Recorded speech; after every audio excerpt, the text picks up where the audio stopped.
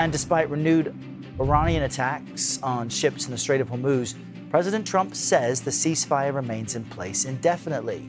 Iranian state TV released this video allegedly showing soldiers seizing 2 ships.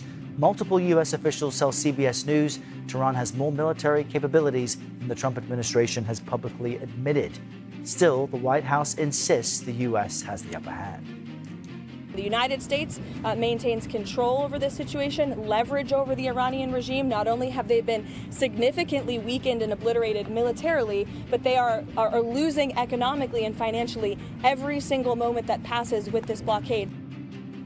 CBS News Middle East contributor Courtney Kealy is here with me now to discuss what's really happening on the ground. Courtney, good morning. You always bring clarity as much as possible to these complicated topics.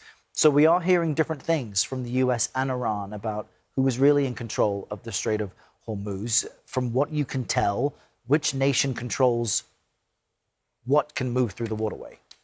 Nothing really is moving through the waterway. It's a choke point. The Iranians are saying we have control of this because of the aggressors, which is what they're referring to the U.S. Military. Now, it's psychological, because no one saw this coming. I mean, people didn't know what the Strait of Hormuz was 3 months ago. And now all we talk about is the Strait of Hormuz. And it is really critical. And there is a chokehold where it's Iranian waters. And there are 2 lanes that are 2 miles wide each. It goes very, very small in terms of width and very shallow in terms of water. And so you have Iran that's able to have the Iranian Revolutionary Guard flex its muscle, say we're boarding ships, or we have drones. The U.S. is acknowledging that there are sea mines there, and that could take 6 months to clear.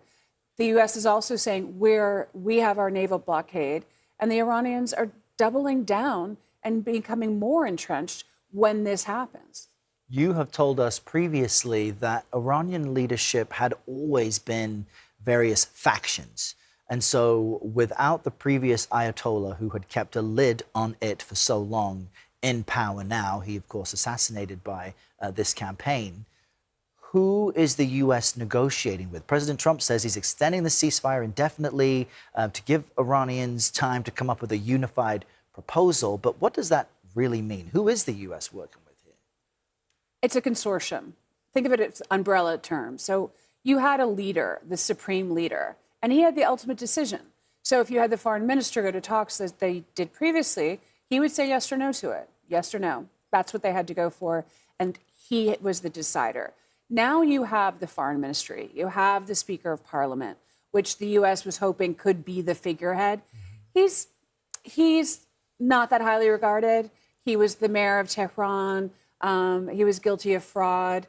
And then you have the Iranian Revolutionary Guard. And despite all the decapitations that happened from the Israeli military, straight out of the gate, what happened in June, you have this group of regimists that are loyal to the idea of the revolution, this conservative, extremist interpretation of Shia Islam, this subjugation of its people, and the military is in charge, the Iranian Revolutionary Guard Corps. And these are loyalists. They might not see eye to eye, and the U.S. is trying to put out this message that there's factionalization and they're fracturing.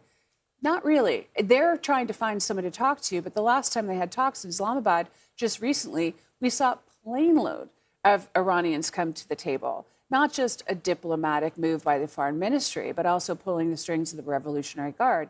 And they say the same thing every time. There has to be a ceasefire in Lebanon. The Israelis need to get out. There has to be something about nukes, but we're not going to give up our enrichment. And the ballistic missiles. It's like, it is a Groundhog Day.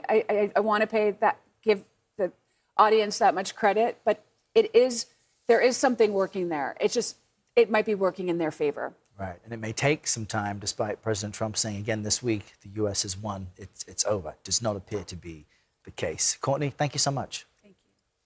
The status of the next round of peace talks between the U.S. and Iran remains unclear. Pakistan's continuing to try and push for them. The country's interior minister said he hoped for positive progress from Iran after meeting with a U.S. official in Islamabad. For a closer look at U.S.-Iranian diplomacy, we're joined now by Alexis Coe. She's a presidential historian or history and senior fellow at New America. That's a bipartisan think tank. and she's also a best-selling author. Good morning, and thank you for being with us. You just heard my conversation with Courtney about the fracturing of Iranian leadership right now, but put this into the bigger picture for us. Has the U.S. historically struggled to extract any type of changes or buckling from Iranian leadership? Absolutely. The historical pattern couldn't be more clear. Iran has turned delay into an art, and their calendar runs on years, not months. And everything that we just heard here is true. They have a change in power. We also have changes on our side. We have a process that we know takes a long time, and we have a president in office right now who is an impatient person when it comes to these kinds of deals, wants to get it done, wants to close, and also doesn't have the kind of expertise on his team that we had before.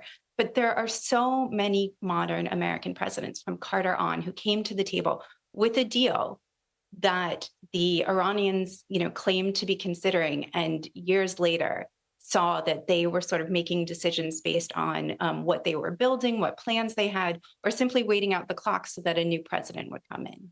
And it was about a decade ago in 2015 when the U.S., with a number of other nations, including the U.K., France, China, Russia, Germany, were able to get Iran to negotiate and agree to the JCPOA, an agreement, an international agreement that allowed, I think, Iranian sanctioned funds to be released in exchange for access to its nuclear program and limiting it from getting a nuclear weapon. The Trump administration ripped that up. What lessons from the past is there on how to deal with Iran, considering that previous deal took years to get in place? I'm not quite sure because, again, we have this new set of circumstances. And so I don't know what could happen. But I do know that in the past, what has happened is they will delay as long as possible. And they're very comfortable with that in a way that the United States isn't. And in the court of public opinion, they've always been good. We've seen a lot of great propaganda this round on social media, but and from Twitter to TikTok. But in the past, you could look at holding hostages for 444 days under Carter and releasing them the day Reagan is inaugurated as a pretty clear message.